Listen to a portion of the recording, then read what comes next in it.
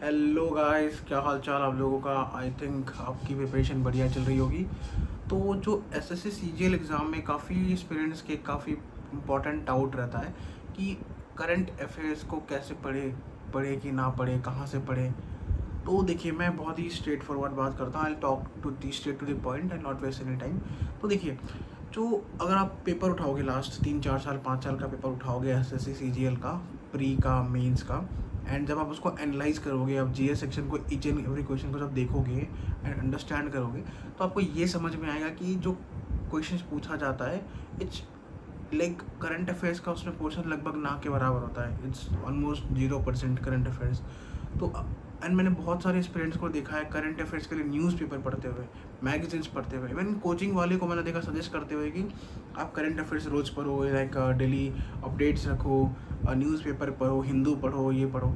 तो ये Hindu, Indian Express, this are good for UPSC aspirants जो यूपीएससी की तैयारी कर रहा है। I don't even suggest for them as well, but इसकी बात हम बाद में करेंगे। बट एसएससी में पूछा ही नहीं जाता है, there is no question from current affairs. देखिए, एक तो आपको जो जनरल अवेयरनेस का सेक्शन होता है वो उसका वेटेज काफ़ी कम होता है, एंड सेकेंडली इस पर करंट अफेयर्स पूछा ही नहीं जाता है। तो क्यों टाइम पास करना मेरे को ये चीज़ पढ़ के, जो चीज़ का कोई रेलिवेंस ही नहीं है एग्जाम में, हमें उसमें क्यों टाइम इन्वेस्ट करना है। अगर आप 1 घंटे 2 घंटे भी दे रहे हो उसमें एंड आप रिवाइज कर रहे हो, you are wasting your time. तो क्या करें, कहाँ से पढ़े करंट अफेयर्स। नहीं पढ़ना भाई, करंट अफेयर्स पढ़ना ही नहीं है, करंट अफेयर्स छूना ही नहीं है। तो जीएस का तैयारी कैसे करें।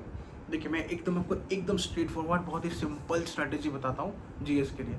आप क्या करो, देखिए, हर एक साल प्रीलिम्स में लगभग 10 15 20 सेट्स में एग्ज़ाम होता है, शिफ्ट में एग्ज़ाम होता है। तो 10 20 आपके पास सेट्स ऑफ पेपर्स हैं, different unique sets of papers.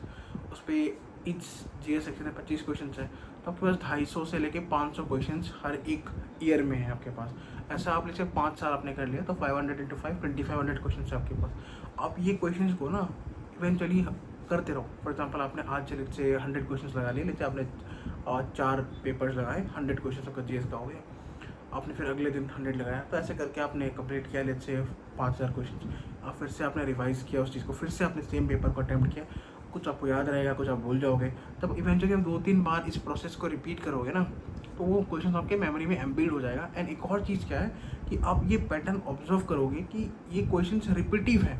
Same question, for example कोई सेक्शन है, लेट्स सेक्शन 311A सेक्शन को, यार वो क्वेश्चन लेट्स से 2021 में किसी से पूछा गया था। अब देखोगे वो क्वेश्चन 2023 में भी पूछा गया है।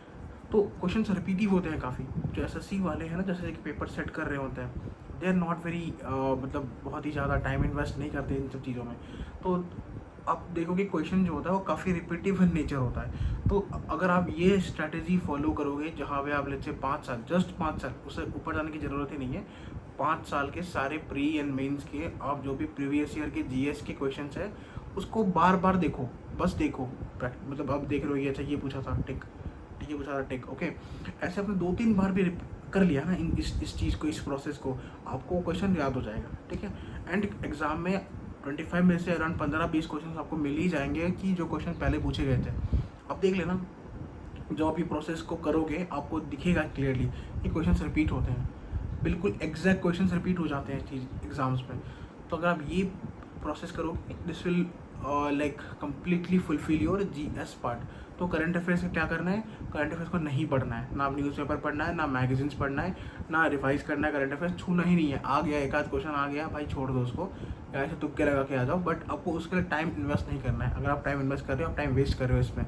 इंस्टेड ऑफ दिस, जो कंट्रोलेबल्स हैं आपके, फॉर एग्जांपल आपके मैथमेटिक्स आपका कंट्रोलेबल है, आप उसमें फॉर्मूलाज को रिवाइज करो, उसमें और प्रैक्टिस करो। जब प्रैक्टिस करोगे तो स्पीड बढ़ेगा, एक्यूरेसी बढ़ेगा, तो ये काम आएगा एग्जाम में। But just going through your like GS every time will just be wasting your time. आप खुद को बेवकूफ़ बना रहे होगे कि मैं पढ़ रहा हूँ, but instead of that you are just wasting your time.